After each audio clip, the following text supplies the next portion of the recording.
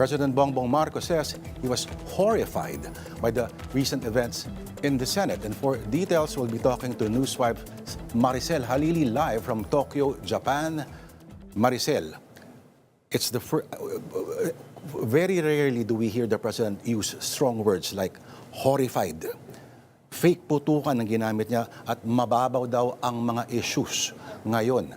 Alright, pakikwento sa amin, Maricel, ang mga sinabi sa press conference ng Presidente.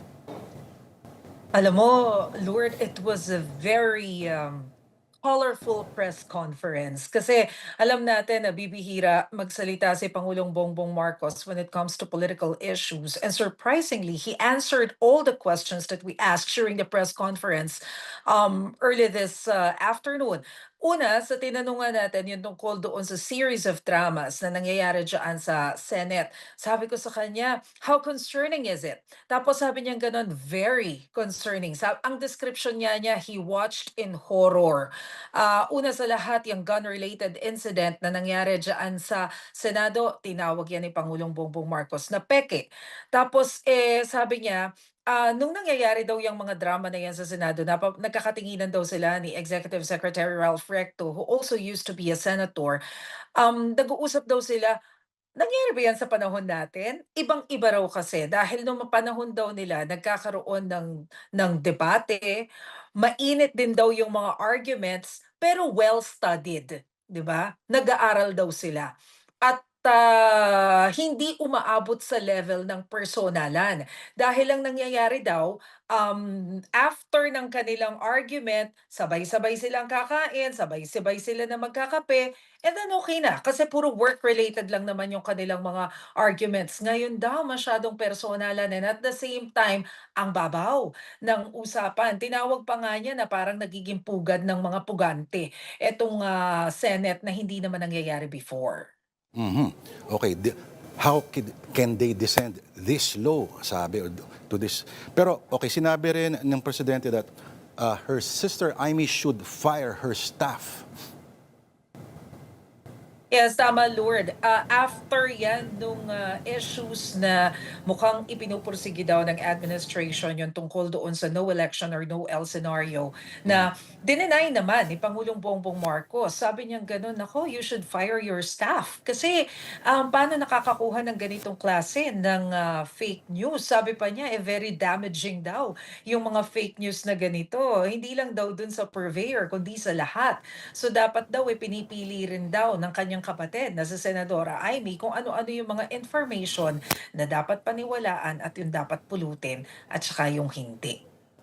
Alright, so last question, Maricel, ano ang take-home naman o pasalubong ng Presidente from Japan?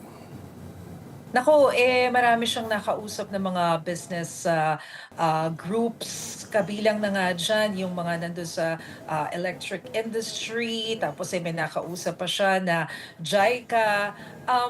More than parang mga nasa almost 7 billion yung kanyang 210 billion pesos yung total ng pledge na nakuha niya, commitment from investors. Let's see kung kailan yan mapuput into reality, but at least nagkaroon siya ng ganon. Kanina nagkaroon din siya nagkaroon kami ng light moments with President Marcos right after the press conference. He shared what happened earlier during the welcome ceremony or the farewell ceremony with the Emperor Naruhito of Japan. Nalaman kasi niya na ang favorite food pala nitong si Emperor Naruhito ay halo-halo. So niregaluhan daw niya ng baso at saka ng kutsara na panghalo-halo with recipe. Etong si Emperor Naruhito, ang tawag dyan ni President Marcos, yan daw yung intimate connection ng Philippines sa Japan because of his discovery. Kaya lang hindi daw pala pwede na kumain si Emperor ng luto ng iba. So nagbigay na lang siya ng recipe para ipaluto dun sa kanyang chef.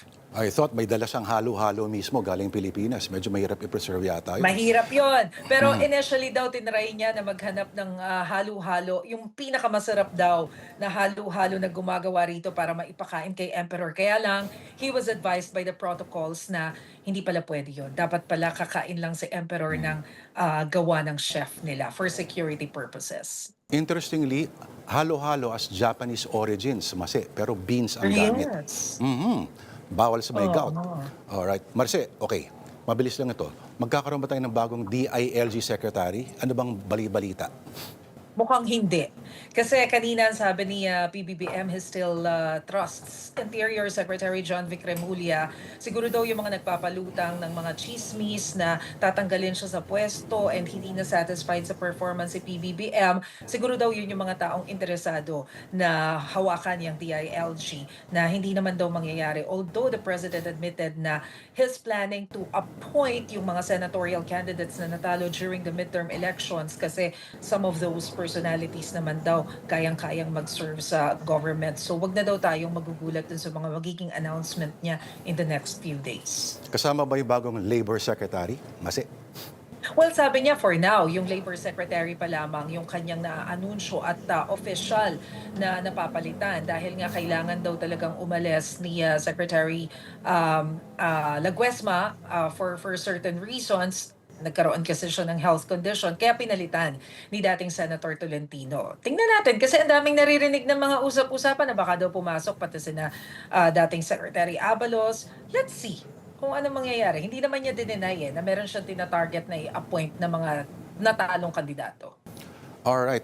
Maraming salamat sa iyong ulat. Thank you, News 5's Maricel Halili, reporting to us live from Tokyo, Japan.